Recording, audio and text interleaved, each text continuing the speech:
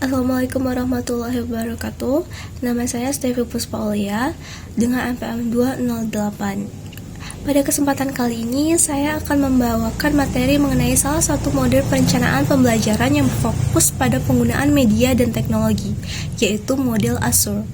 Model ini sangat relevan diterapkan dalam pembelajaran di era digital saat ini, dan saya akan menjelaskan langkah-langkah secara singkatnya namun menyeluruh. Namun sebelum itu kita juga harus tahu apa itu model Azure. Nah, model Azure ini adalah kerangka kerja yang membantu guru merancang pembelajaran yang efektif dengan melibatkan media dan teknologi. Kata Azure sendiri adalah akronim dari 6 langkah, yaitu yang pertama ada Analyze Learner, lalu ada State Objective, Select Method, Media and Materials, Utilize Media and Materials, Require Learner Participant, Evaluate and Revise. Ada 6 langkah. Nah, model ini tuh cocok digunakan baik untuk pembelajaran tatap muka, hybrid, ataupun daring. Yang pertama ada Analyze Learner. Langkah pertama itu menganalisis peserta didik. Jadi guru perlu memahami siapa siswa yang akan diajar, mulai dari usia berapa, tingkat pengetahuan awalnya apa, latar belakang sosial, hingga gaya belajar mereka. Misalnya, jika kita mengajar kelas 2 SD, kita kan perlu tahu apakah mereka lebih mudah memahami materi lewat gambar, lagu, atau aktivitas langsung. Jadi informasi ini tuh sangat penting agar pembelajaran bisa disesuaikan dengan kebutuhan siswa itu sendiri. Lalu yang kedua ada State Objective. Setelah mengenal siswa, guru perlu menyusun tujuan pembelajaran. Tujuan ini tuh harus spesifik, terukur, dan menggambarkan hasil belajar yang ingin dicapai. Umumnya, tujuan ditulis dengan format A, B, C, D. A untuk audience, siapa siswanya, B untuk behavior, perilaku atau kompetensi yang ditargetkan, lalu C untuk condition, kondisi saat belajar, dan D untuk degree, tingkat keberhasilan.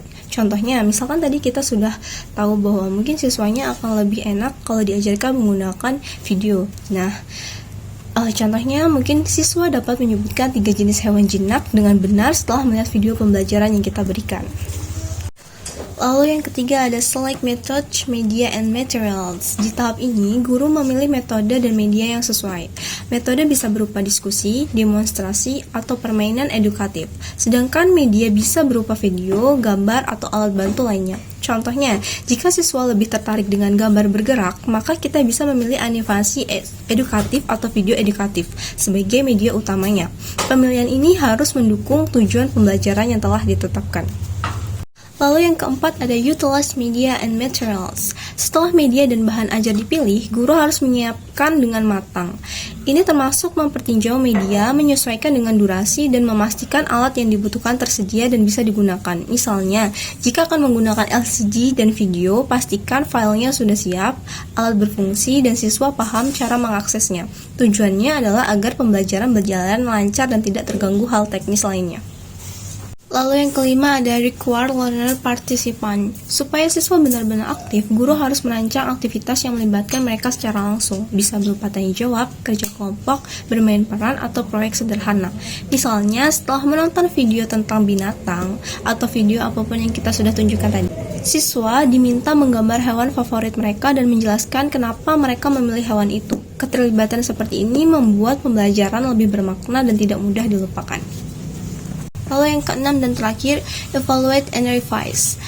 Tahap terakhir adalah evaluasi dan revisi. Guru perlu menilai apakah tujuan pembelajaran tercapai, apakah media yang digunakan efektif, dan bagaimana respon siswa terhadap pembelajaran.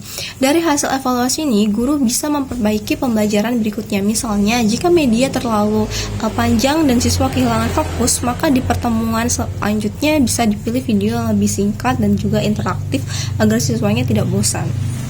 Model Azure sendiri memiliki kelebihan dan kekurangan. Nah, kelebihannya, model ini mendorong guru berpikir kritis dalam memilih media dan menyesuaikan dengan siswa. Selain itu, model ini sangat membantu dalam pembelajaran berbasis teknologi dan cocok untuk berbagai jenjang. Namun, kekurangannya dari model Azure ini adalah membutuhkan persiapan yang cukup matang dan fasilitas media yang memadai, sehingga bisa jadi kurang efektif jika diterapkan di sekolah yang sumber dayanya terbatas atau mungkin di pelosok sekolah yang tidak memiliki internet yang bagus atau fasilitas yang kurang. Ini akan menjadi hambatan tersendiri untuk model Azure. Lalu, manfaat dari model Azure sendiri itu untuk membantu merancang pembelajaran yang sistematif, terarah, dan sesuai dengan perkembangan teknologi kan. Jadi dengan pendekatan ini, pembelajaran menjadi lebih menarik, siswa lebih aktif, dan media yang digunakan benar-benar mendukung proses belajar. Mungkin itu saja yang bisa saya jelaskan mengenai model Azure, manfaatnya, kelebihannya, dan kekurangannya. Semoga penjelasan ini bisa memberikan pemahaman yang lebih jelas tentang bagaimana merancang pembelajarannya efektif dengan memanfaatkan media dan teknologi. Terima kasih atas perhatiannya. Wassalamualaikum warahmatullahi wabarakatuh.